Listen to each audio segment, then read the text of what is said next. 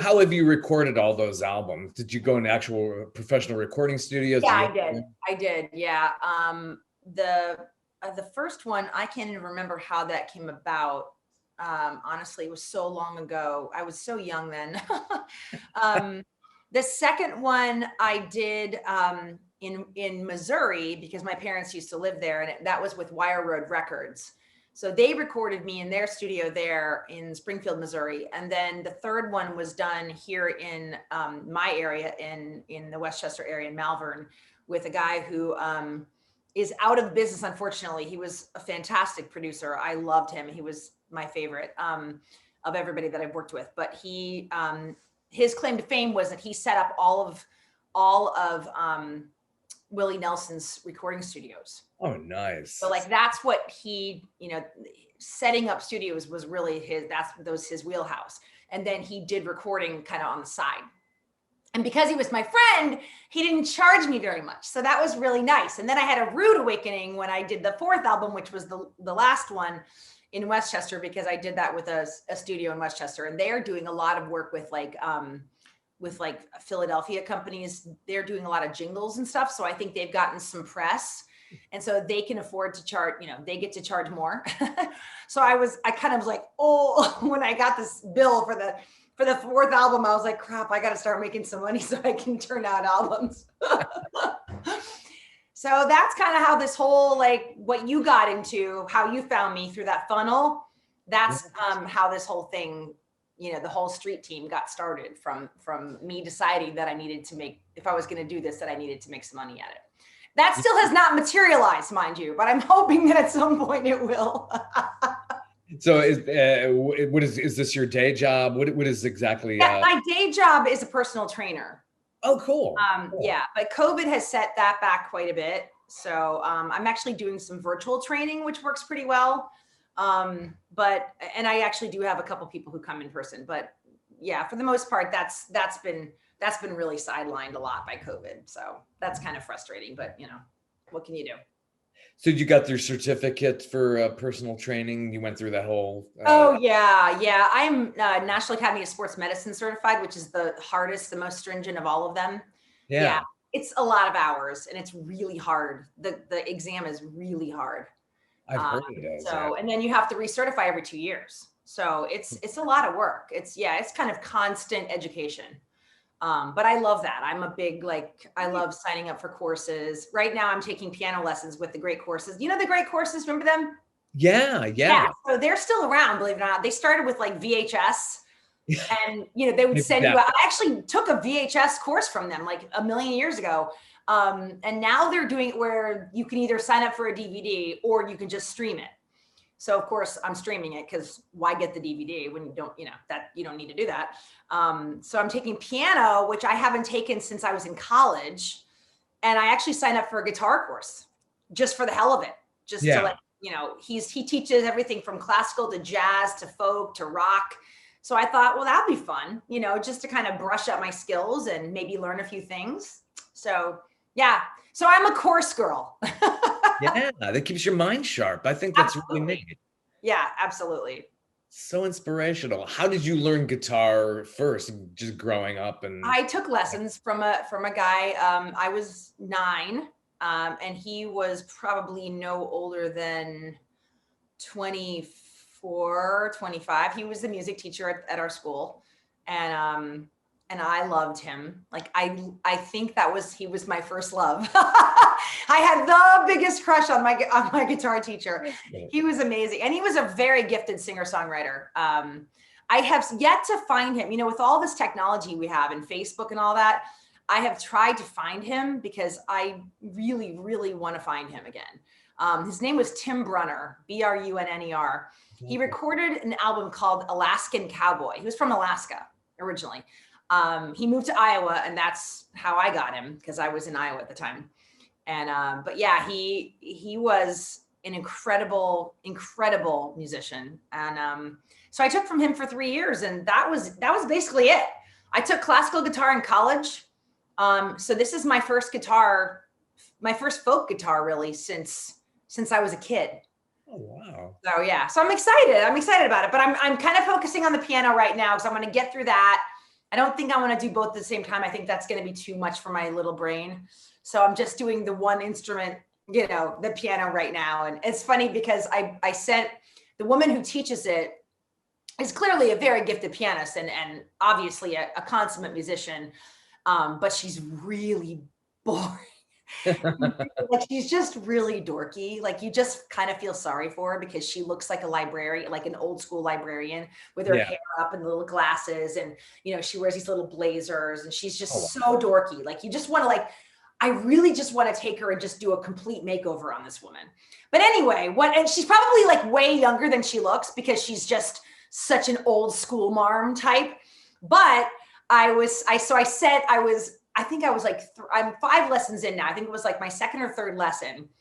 And you start out like learning how to play like immediately. She's really good about like, she doesn't bog you down she kind of has you learn these skills alongside the academic stuff. So you don't feel frustrated that you're just only doing the academics. It's like, she really gets you into the skills right away. But I sent like part of a clip of the lesson to my daughter. I texted it to her, my 19-year-old in Philadelphia.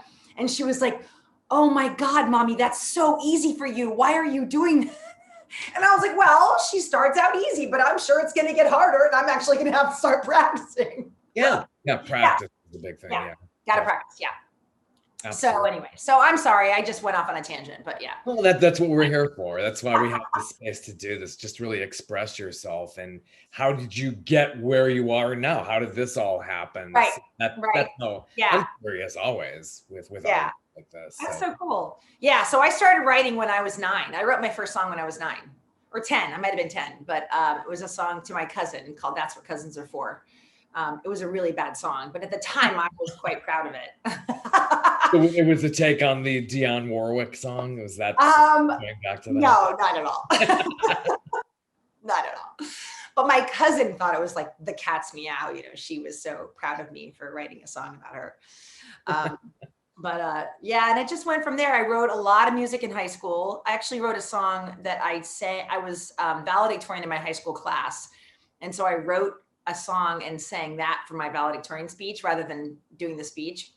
And I've kind of done that ever since. I wrote a song for my oldest daughter's bat mitzvah because the parents were supposed to give a speech. So my husband at the time had to give his speech, and then I got to get up and just sing a song, and everybody wept. And, you know, I got all these, these like, oh my God, that was so great. And then she graduated from 5th grade from elementary school. I guess not then. She did that first. I wrote her a song for that. Then I wrote her the bat mitzvah song. Then my now 19-year-old graduated from elementary school from Goshen Friends, and I wrote her a song for graduation. And then I wrote her a bat mitzvah song. So I've just kind of I just do that, you know. I don't have to make a speech. Yeah. Oh God, and get everybody to cry. I mean, yeah, exactly. Oh yeah. People still remember the song that I wrote for probably both of the graduation songs, but I remember the second one. I remember people saying years afterwards, like, "Oh my God, you made me cry," and I'm always like, "Yeah, baby, I made him cry." Mission accomplished. That exactly. Yeah. So how did you get into actually? I mean, that was your first song at 9 years old. You just kept practicing as you. I don't know. I think it just came. My mother's a poet.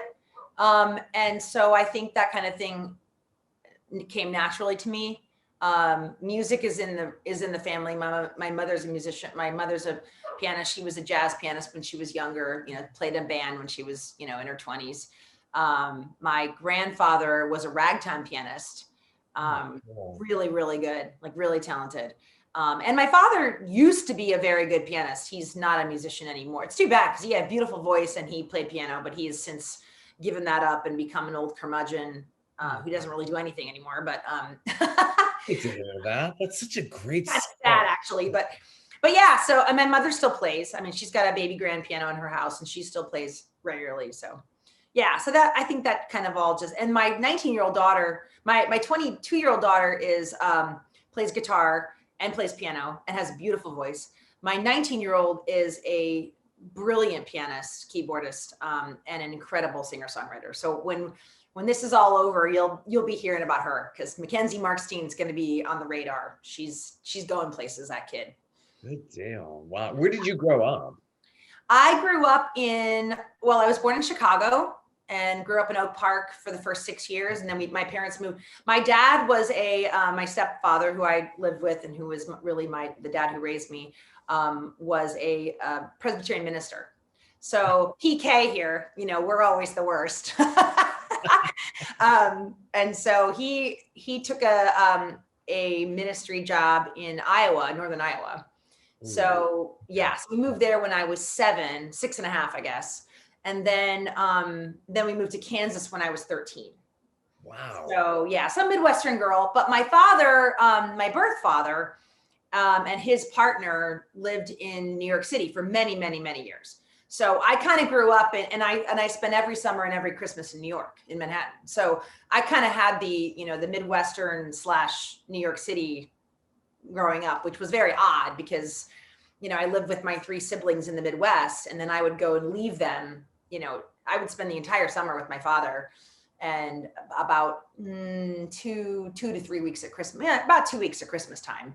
And of course I got to do things that they didn't get to do, because I went to New York City Ballet and, Metropolitan Opera and, things like that they didn't ever get to experience really. So it was kind of an odd thing. I'd come home and tell them all about my summer, and it was weird. That would be exciting. Yeah. Well, it was exciting. It was kind of lonely, to be honest, because my father and his partner, while they were good to me and we had fun, I missed my siblings. It was hard to be an only child, because I would go from being the oldest of 4 to being an only child. And it was a very hard thing for me to adjust to, because I was really lonely a lot in those, during those summers and Christmases. Yeah. But I got to do some fun things. So where did you end up going to school? I went to Sarah Lawrence. Okay. Yeah. In Bronxville, New York. So one of the 7 sisters. I fell in love with the school. I went around, I got accepted to Columbia and Amherst and Wesleyan and places like that. But I ended up going to Sarah Lawrence because I just fell in love with the campus. And I just loved the way it worked. It's based on the Oxford program. So you don't actually declare major, you have a concentration. So I was a music composition concentration. It was the best 4 years of my life. Really, it was awesome. So you probably got to perform quite a bit, had opportunities. Oh yeah. I would schlep my friends and even some of my not friends into New York City on a regular basis to play the clubs, because that's where, we had some opportunities for me to play on campus, but for the most part, I played in New York City. And so we would all take the Metro North train in, me with my guitar, and my best friend was kind of my manager. And, she would make sure that everything got taken care of the way it was supposed to be taken care of. And I would try to get as many people as I could to, take the train with me and come in. And I don't know if it's still like that. I'm assuming it is, that you didn't get booked a gig in New York City at any of those clubs. I mean, we're talking Bitter End, Village Gate, the Speakeasy, Don't Tell Mama, Broadway Baby, which I don't even know if any of those are still in existence. I know Speakeasy closed a long time ago. Bitter End, I'm pretty sure, is long gone. Village Gate, I'm pretty sure, is long gone. I don't know about the other 2, but you couldn't get booked a gig there without bringing your own audience, which is kind of funny if you think about it, because you would think that in New York City, foot traffic would not be an issue, right? I mean, you think they would get tons and tons of people, but you would be shocked. I would have to bribe people to go in and listen to me play. And I mean, I say bribe, but I mean, there were a lot of times when I'd be like, please, I need 10 people at the show. That's just the way it was. And if you didn't get enough people, then they wouldn't pay you. So that's kind of just, that was long and short of it. Worked. Oh, that's pretty wild. So how many years from the time you graduated college until you recorded your first CD? How long was that? Oh my God. I don't even know. That's a really good, I'm trying to think. I'm pretty sure that it was called The Real Meaning of Life. The title song was written about a guy that I met in a subway on a subway train who had AIDS. And the most striking thing about him was that, when I lived in New York City, and after I graduated from Sarah Lawrence, I moved to New York. Of course, that was the natural place to go for a 22-year-old. Where else was I going to go? And so every trip, to and from on the subway, inevitably there'd be somebody begging. I mean, that's just the way it was, and I'm sure it's still like that. But of course, it's been years since I've been on the subway in New York. But this guy struck me, and the reason I wrote a song about him was that he wasn't asking for money. He was asking for people to pray for him. And it was just so like, Yeah. So that's the title song. That was the title song to the album. And I want to say, I mean, clearly I didn't have kids then. So I must have been maybe 25, 20. It must have been, 4 or 5 years out of college, 3 to 5 years out of college, something like that. Yeah. You really went out, paid your dues for all those years, and yeah. And I mean, it was, I recorded the demo. Like I said, I don't remember where I did it. I recorded the demo somewhere in New York. I probably paid a lot of money for it, but I don't remember that either. It's so weird. Like my memory is really bad. I should go back. It's a good thing I've done journals. I've journaled my entire life since I was in like 5th grade. So I can go back and catalog my entire life, and thank God, because my memory sucks. So yeah. And then there was a long stretch between that one and the second one.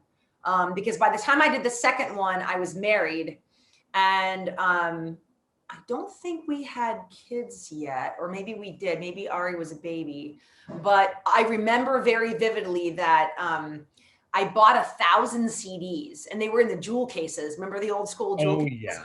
Yeah, which I'm sure you still have tons of, as I do. Yeah. Boyfriend's like, why do you still have those? I don't understand why you have those. Still work. He's like, yeah, but you should just put them on get them uploaded to your computer. I'm like, I know. That's a project. I don't have time for that project yet. But anyway, I remember at the time my husband was furious with me because I agreed to buy 1,000 CDs because I was going to get them so much cheaper. I think he charged me like $3 a CD. If I had bought 500, they would have been a lot more. So I was like, I'm going to sell them. Well, you can imagine where 1,000 CDs ended up. Sure. Boxes in my closet upstairs, and they're still there. They are still there. So, and I mean, I did sell hundreds of them, to be sure, but certainly not anywhere near 1,000. So that's one of the reasons why the home CD gets featured on contests in the street team, because I need to get rid of them. I'm sure it's fantastic. So I'm coming clean to you, but you can't tell the other street team members that I said that. No, for real. It doesn't matter. It's a great CD. It just I have too many of them. That's all. Yeah, I remember a lot of artists, especially this was very big in the 2000s, where they go to shows and have boxes of their CDs. Oh yeah, I remember exactly. that. Yeah, and the problem with it now is that really, for the most part, people younger than us don't really want CDs. They really don't. I mean, my last big concert, which happened to be February 28th of last year, which you can imagine was literally right under the COVID. I mean, like literally like a week later, everything closed. I lucked out. So that was my release concert. And I was so excited about it because here I had this brand new album with my daughter's cover art. And, I was just so excited about it. And I was like, I'm going to sell a ton of albums. I sold 3. Oh. 3. And 2 of them were not even the new album. So I only sold 1 of the new album, and they were all to my mom's a friend of my mom's bought all 3 of them. Yeah. And she's the age, she's like 78. So there you go. I mean, that's the age of people. And I'm not, me too. Like I haven't bought them recently, but probably in the last 5 years, I probably bought a CD. Yeah, it's so much more out of a matter of convenience. CDs were a whole lot more convenient than your big vinyl albums. I know. But then it's so funny now. Everybody's going back to vinyl. Yeah, figure that one. Like all the millennials and the Gen Zs are all over the vinyl now. Yeah, they're very fascinated with it. It's like, how did that happen? This is all a matter of convenience. I know, I don't get it. Although they claim that the audiophiles claim that the sound is better. Yeah. I'm not sure I buy that, but I'm not, to be fair, I'm not an audiophile. So I don't really know. You have to have really expensive equipment, like a really great turntable, really Exactly. great speakers or headphones. Yeah. You don't Yeah. have that. I don't think No. most of us notice And that. I just remember my turntable from college that, it was kind of like a little bit warped, I never wanted to spend that much money on that kind of stuff. And I knew Right. kids in school who would like Right. have the greatest receivers and turntables. I'm like, Yeah. it's ridiculous. I know. Well, that stuff's expensive. And now we have a whole new generation of expensive equipment, all these microphones and digital recording stuff that my daughter's now into. My 19-year-old is at UArt. My 22-year-old graduated from UArts in graphic design, and she is now creative director at a PR firm in Philly at the tender age of 22, which I'm quite proud of. And the 19-year-old is a music business entrepreneurship technology, otherwise known as MBET, major at UArts. So she's doing all the stuff that I wish that I could do. Like, she understands Logic Pro. I have Logic Pro on this computer. I took a course in it. I'm sure you can imagine. I took a course and it wasn't good. I don't know whether the course wasn't good or my brain wasn't good, but I just haven't learned it yet. I definitely have tiptoed my way into it. And I started recording a song, one that I wrote to my father last Father's Day. He'll be past 3 years this March. And I wrote him a song on Father's Day last year, and I started to record it on Logic, but I gotta tell you, it's hard. It's hard.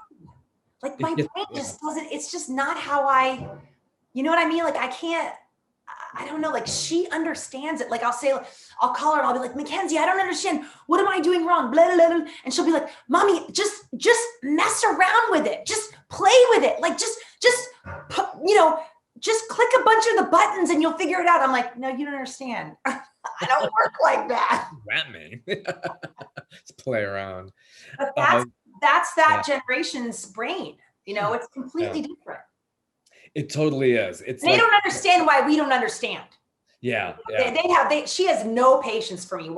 And I love her to death. She loves me to death. But when it comes to that, like, no patience. Yeah, I wouldn't even go to my daughter with anything. She's 20. Oh, you would? I know, forget it. Everything I learn on my own. I'm not bothering the daughter. What does your daughter do? My daughter is in Boston and works for a marketing firm. She's lives near Cambridge. Oh, really? Okay. About a year and a half now in Boston. Oh, wow. Nice. So my boyfriend's daughter is at Boston College. So we went up a year and a half ago before COVID, obviously, and visited her. And yeah, it was fun. I love Boston. It's a great town. Yeah. It's too much snow though. I'm done with snow. Yeah. I'm so done. Where are you? I'm in Atlanta. In Atlanta? Yeah. Okay. Yeah. So you're not getting, or did you guys get snow this time around? Just rain. We're gonna get some little bit of black ice tomorrow. We get snow once a year. We're getting ice. We're getting ice tonight, like tonight into tomorrow morning. Oh. Yeah. I grew up in Cleveland, Ohio, so I used so you're very familiar with snow. I don't miss it. You like Atlanta? I love it. I've been here since I was 22. I moved here when I was 22. Wow. Yeah. I love it. I will never, ever, even if I had a great job offer to go somewhere north. Yeah. I don't think I could. Well, my brother lived in Atlanta for a little, I'm just going to shut this door. My brother lived in Atlanta for a few years, and I did go down to visit him. I think we visited him once when he was down there. And I did like it. The traffic, not so much, but COVID's helping with that. Atlanta traffic is pretty bad. Oh, just the worst. Yeah. After dealing with it for so many years, and then COVID happened. Because I got myself to a point, I was like, how many more years can I take of this commuting? I can't, this is awful. And then this happened, and it's just like, I've been working so much more from home. Do you have a new song, whatever your latest single is, if you'd like to give us? Well, so here's the thing. I was afraid, and it was nothing against you necessarily, but I started to think I wanted to sing one of my newer songs, but none of them are released. And so I kind of want to just keep it to the ones that have been released, if that's okay. Yeah, that's great. Yeah, absolutely. That makes And also just to plug, the new album, because yeah. I keep saying the new album, it's a freaking year old. It released on February, it'll be this month, at the end of this month, it'll be a year. But honestly, COVID, I feel like COVID, like, that year, just like time stood still, And so I feel like I could re-release the album and nobody would be the wiser, because That's really true. it's crazy. But that's not so long ago. I mean, honestly, just 1 year. Yeah. Like, So a lot of music since then, though, which is good. I mean, I've definitely had time on my hands to get some more writing in. So good deal. yeah. So I'll sing. Oh man, he's gonna bark at the door. Hang on. All right, come on in, loser. You want to come up? Come on up. Oh my gosh. Thank you. So I think this is appropriate because, as you know, yesterday was the anniversary of Parkland.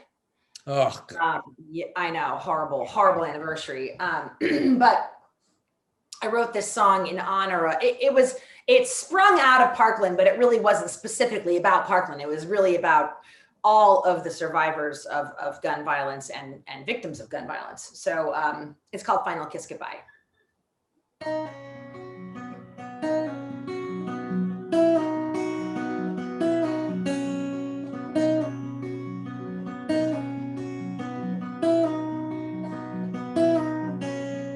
I sent him off to school that day, the way I always do.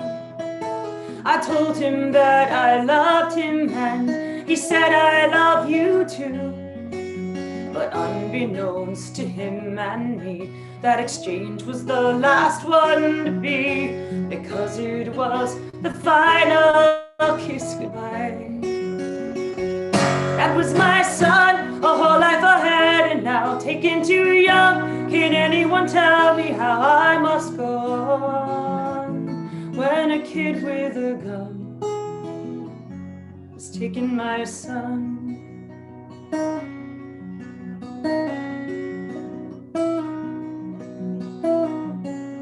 She texted me from school that day. She wanted me to know her class was in the crosshairs. She might not make it home.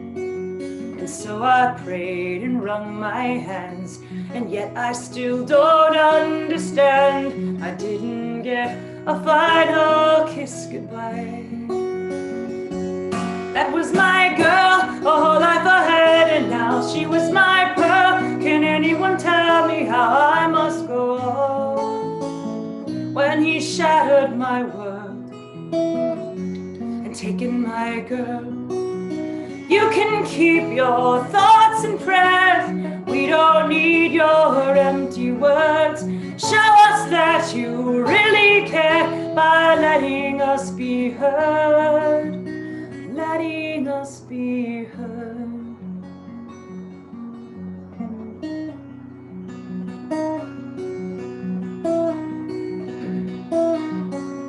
We stayed up late the night before to celebrate as friends, not knowing it would be the last or how our world would end.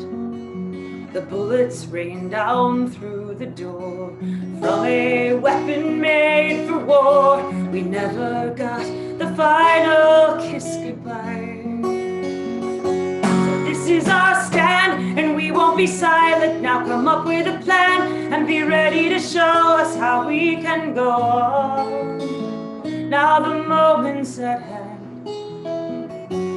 This is our stand, and we'll keep on fighting. Now come up with a plan and be ready to show us how we can go on. Now the moment's at hand, and we're taking a stand. You may see the tears still in our eyes, 'cause there should be no final kiss goodbye.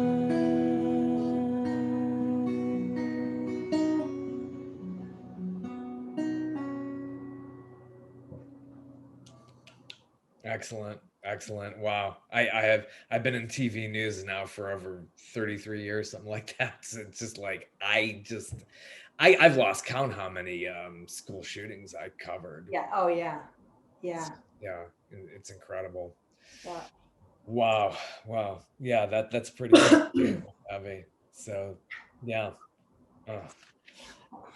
Oh, I know. My that's friend used to tease me that I only wrote sad songs. hmm. And to be fair, Yeah. they kind of had a point. I have written a few happy ones, but for the most part, I kind of think that that's just the natural response, when something's upsetting, like writing is kind of just the outlet for it. So, Oh, yeah, absolutely. That is a therapeutic thing. And then probably how you do that with journaling, it's just yeah, it is a creative process. Not only is it a creative process, but it's a therapeutic one as well. yeah, It's yeah, really important. Wow. yeah. Yeah. I really remember that. It's just, it just kind of always sticks with you. It's a parent's worst nightmare. Oh, yeah. Yeah. Oh, absolutely. Right.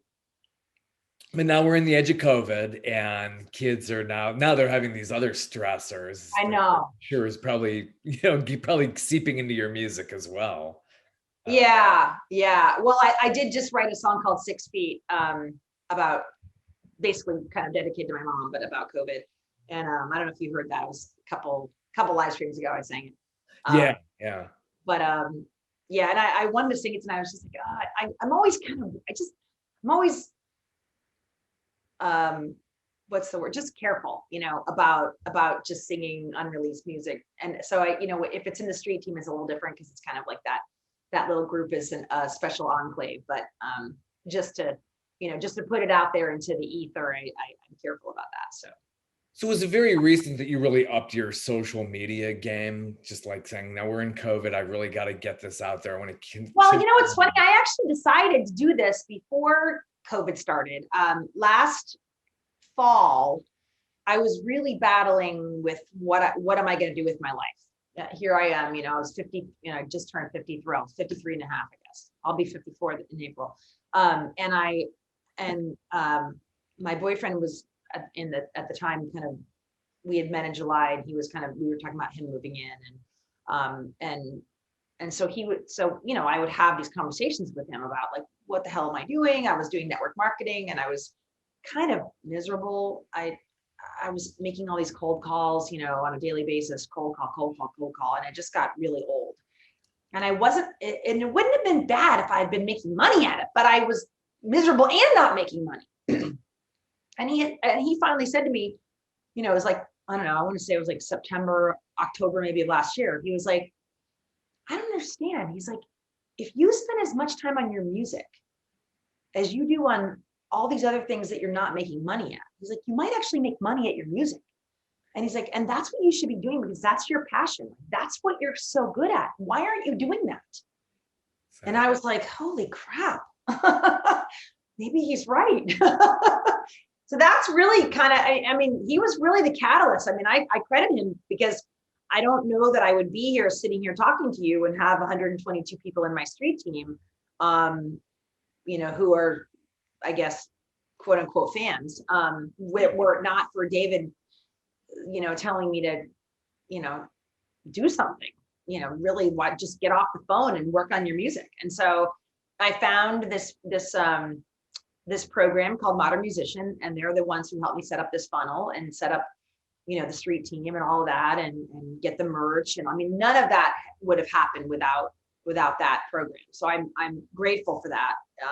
It's an expensive program, but I think it was worth it for kind of helping me map out the strategy, because it's really hard. Like, social media is hard. People think it's like falling off a log, but it isn't. It takes a crap load of work. It does. And a lot of it kind of frankly isn't fun for me. Like, honestly, I don't really like the social media part of it. I do it because I'm supposed to. But what I really love is interacting with people.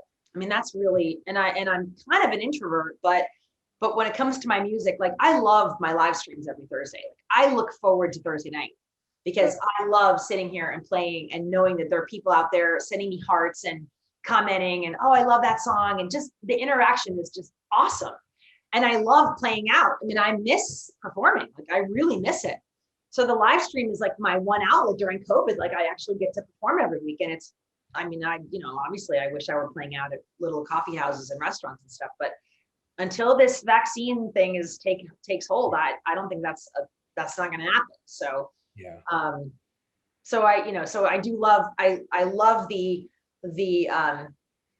personal interaction side of it, but the social media in general, I find quite frustrating. Oh, it is. There's so much content, and it's really hard to get eyes and ears on what you're doing. Everybody it's so oversaturated. Everything, and it's not even music. It's every single anything and everything. Under the sun is oversaturated on social media. Like as a personal trainer, like for a while I was trying to get personal training clients using Instagram, and so I would post like motivational fitness quotes and ideas about workouts, and I just was like, I gave up because it was too much work and it wasn't fun. And I was competing with 22-year-olds who have washboard abs, who look like supermodels. And I was like, this is not working for me. I know. And then maybe you want to just market to, a certain population. Right. And there is that possibility, but then I didn't know what I was doing. And so, that's a whole other ball of wax, but anyway, whatever. I don't know. Sometimes I just feel like I go through life being half-assed at almost everything I do. But then I realized that no, I'm actually a pretty decent songwriter. Yeah. That I just have to keep reminding myself that I am a decent musician. I'm a really kind of little bit better than average guitarist, and I'd say maybe a little bit better than average singer. I'd say I'm a pretty decent songwriter, but everything else, I'm a good yogi. I'm a great yoga teacher. I'm a really great yoga teacher. I really am. And I'm a pretty good personal trainer, but again, it's that oversaturation thing. Like, every freaking Tom, Dick, and Harry is a personal trainer. Seriously, it's ridiculous. Yeah, I know. It's like in the technology is and yoga too. I mean, every other. Do you realize at one point there were 3. Now there are only 2. There were 3 yoga teachers in my cul-de-sac. Oh. My cul-de-sac only has like 15 houses in it. 1 out of every 5 people was a freaking yoga instructor. Yeah, insanity now. Oh wow! So do you have another song from your latest release? So this is from the new album as well. It's called Another Full Moon. I wrote this to my mother about my dad's death. It's a real upbeat, happy song. Another uplifting one, yes. Exactly.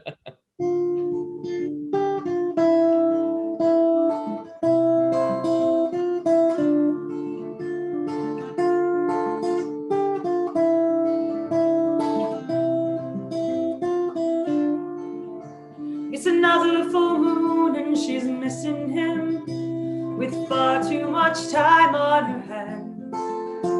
And she knows that it won't be the same again.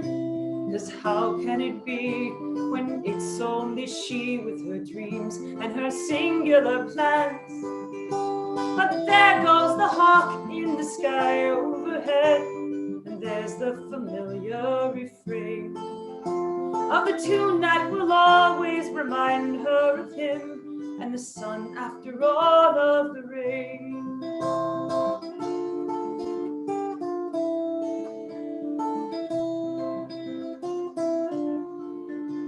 It's another full moon like it was before, and so many more like the last.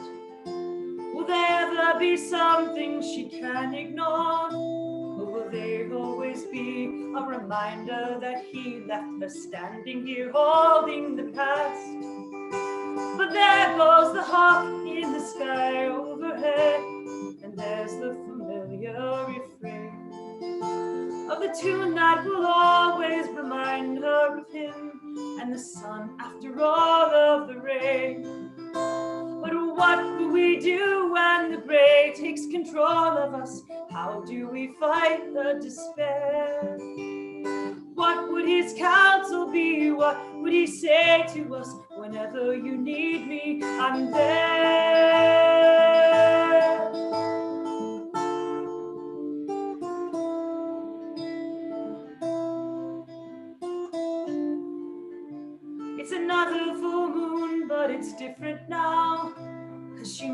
make a life of her own.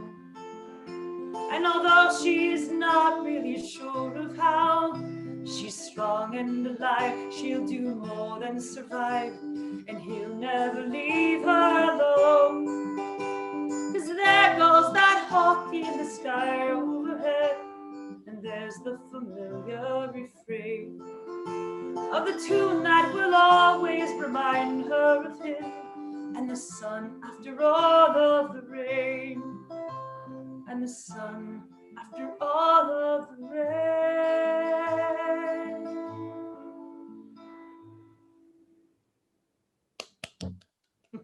Excellent. Oh, so emotional. Yeah. You write what you know. That's really Yeah. what the process is for a lot of Yeah, people. my daddy died on a full moon, the largest full moon any of us had ever seen. It was so big that it took over the entire horizon line. It was incredible. And so that was that's in every full moon. And of course she thinks of him and talks about him. And so, yeah, we miss him. But she's doing well. She keeps up with her music yeah, she's doing okay. COVID's been hard on her, but yeah. Wow. It's amazing. wow, I can't believe we've been on. I know, see with chatty Cathy's here. I know. That's how it works. So who are your biggest inspirations growing up and are popular? Yeah, so and they still are to this day, even though one of them for sure is long gone. James Taylor. Oh yeah. Cat Stevens, Billy Joel, Of course. and Chicago. And then later in my later years, like those were kind of all, high school, college. And then I kind of glommed onto the Indigo Girls. And then in my early 20s, or kind of mid 20s, I guess, I found Cheryl Wheeler. I don't know if you ever heard of her. Do you know Cheryl Wheeler? Familiar, yeah. So Cheryl Wheeler is actually from Maryland. And she's kind of does the Eastern Seaboard circuit quite a bit. Now, of course, since COVID, she hasn't, and I don't know when her last concert was, and I don't know when it will be because she's older than I am, and I'm sure she's had to be very careful, but you need to look her up. Cheryl Wheeler is Cheryl. Wheeler is, I think, probably one of the most gifted female songwriters of our time. I mean, I would honestly go that far. She's incredible. So yeah, so those are my big, and I still adore Cat Stevens. I fell in love with him in my teens and still love him. I saw him in Philadelphia about 4 years ago. Oh, wow. Nice. I've actually seen him twice in the last 6 years.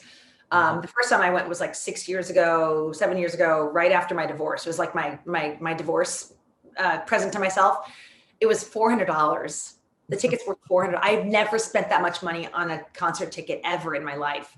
And I was I was like, I have to do it. Like I've always wanted to see him in concert. And then I went again a couple of years later, and it was another like $350 that I plunked out, but worth every penny. He still sounds amazing. But yeah, so I'd say, but Dan Phillips probably my biggest, and James Taylor, those are probably my two biggest influences in terms of just style. Billy Joel also was huge, and I still I worship the water he walks on, but somehow, some way, like my life, everything points back. It's like the 6 degrees of separation with Billy Joel. Because oh, really? My career, I interviewed a sax player, been kept in touch with Mark for years and years. And then the guy who joined his band about 6 years ago, Mike Del Giudice, who sings the operetta during the shows. Of course, they're not happening now, but right. Mike was in a band called Big Shot, this tribute band, and then they so I did a video package on Mike, and when they came here to Atlanta, oh my gosh, now it's 4 years ago. I went backstage, and there was nice. It really seemed like a wax figure to me. It's like it's weird to see somebody that close, and that I'm like, here's a guy. Was he nice? Was he I didn't want to approach him because he didn't look like he wanted to be approached. Oh, really? Just sitting there backstage. I think he was there for an interview with somebody else. So right. I was like 5 feet from him. I'm like, oh my gosh, because I've seen him so many times over the years. Right. Yeah. I've only seen him I saw him live in concert at Giant Stadium with Elton John. Oh, the face. That was the only time I ever saw him live.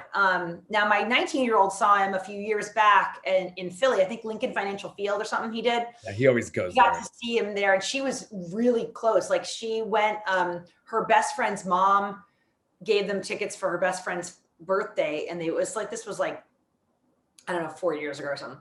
And they got to sit up like way up front.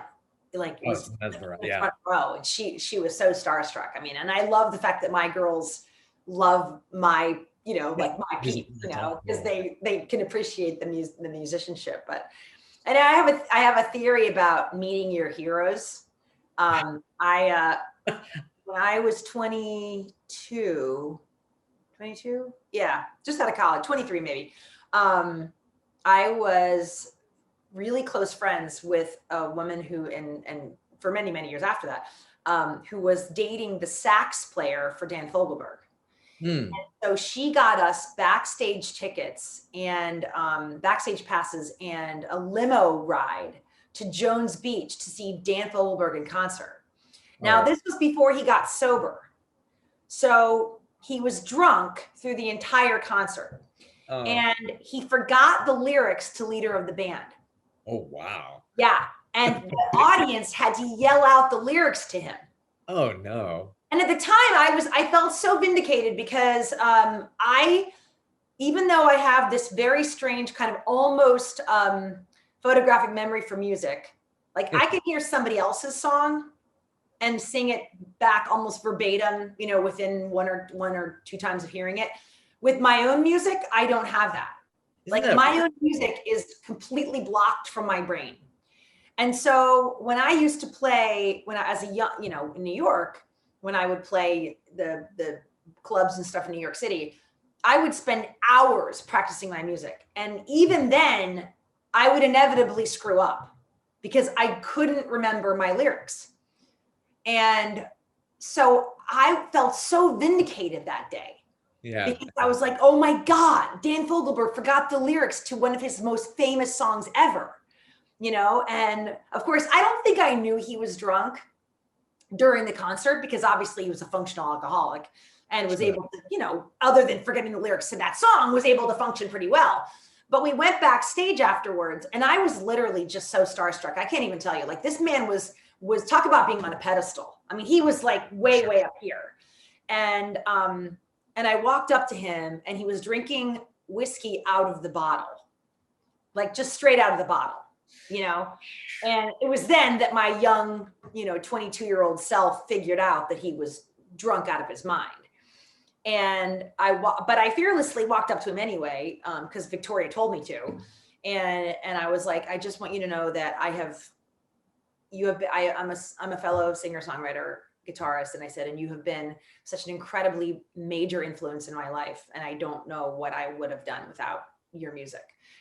And I don't remember what he said. And I think I have purposely blocked it out because he was so nasty. Rude. He was so rude. He basically blew me off. I mean, I was, here I was this 22-year-old kid, and I'm sure he thought I was just stupid and, an idiot. And, but I was so hurt. And I remember writing in my journal that night about how you should never meet your hero. Yeah, that's true. You're getting them at a bad time, and it's. Yeah. Now he got his shit together after that. He got sober, and I'm sure had I met him a few years after that, before he died, it would have been a different experience. But it was very crushing. It was soul crushing. Sure, yeah.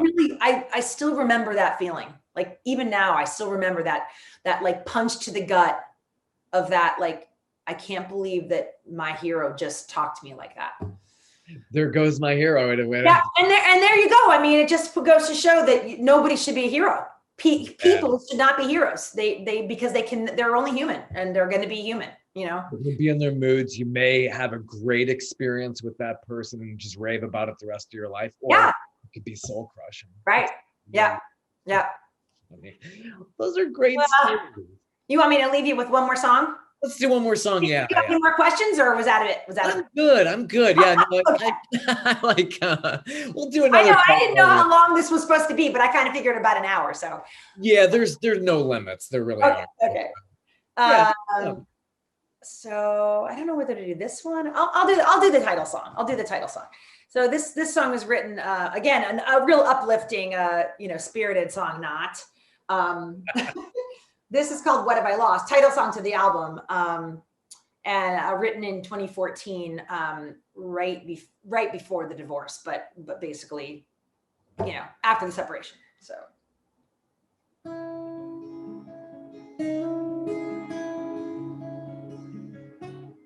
All right, let's try that again.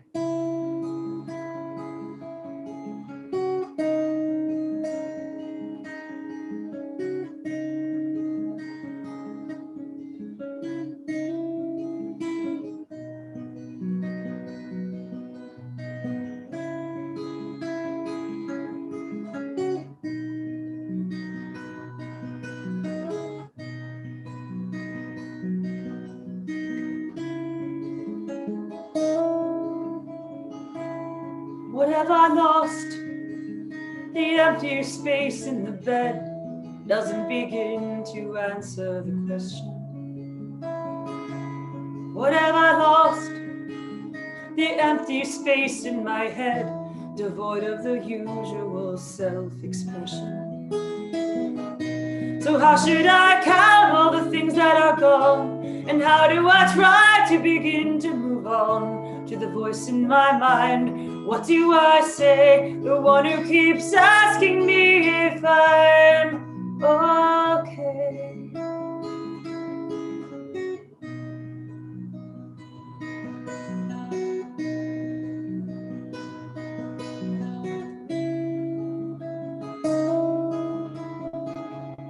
What have I lost? The comfort of your embrace isn't the only thing I am missing.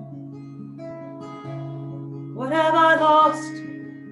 Security in this place, or maybe it's only my reminiscing. So how should I count all the things that are gone? And how do I try to begin to move on to the voice in my mind? What do I say? The one who keeps asking me if I'm okay. Am I okay? It depends on when and how you ask. It depends on the way the day has passed. And the answer's never quite the same. 'Cause the question can't be who's to blame.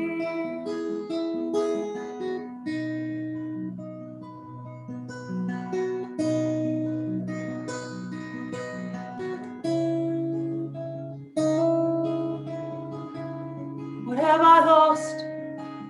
Uneasiness in my life doesn't begin to answer the question. What have I lost? The label of being your wife and all of the needless self-repression. So how should I count all the things I don't know, the ones I can't see that are making me grow? To the voice in my mind, what do I say?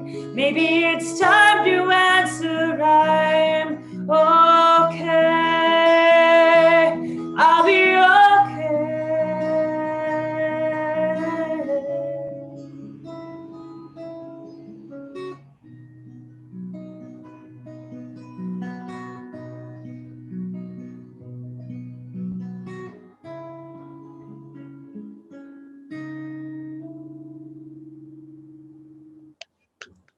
Thank you. Thank you so much. Oh, it's beautiful. Beautiful music. Beautiful. Yes. So where can we get all this music? Is it through your website? Can we? Yeah, songwriterstephaniephillips.com is the website. And of course, I'm also on Spotify, Stephanie Phillips on Spotify. I'm on Instagram, Songwriter Stephanie Phillips on Instagram, YouTube, Songwriter Stephanie Phillips on YouTube. So yeah. Thank you so much for having me. I really appreciate it. I really enjoyed it. Absolutely. I had a great time. We'll hopefully hear from you soon.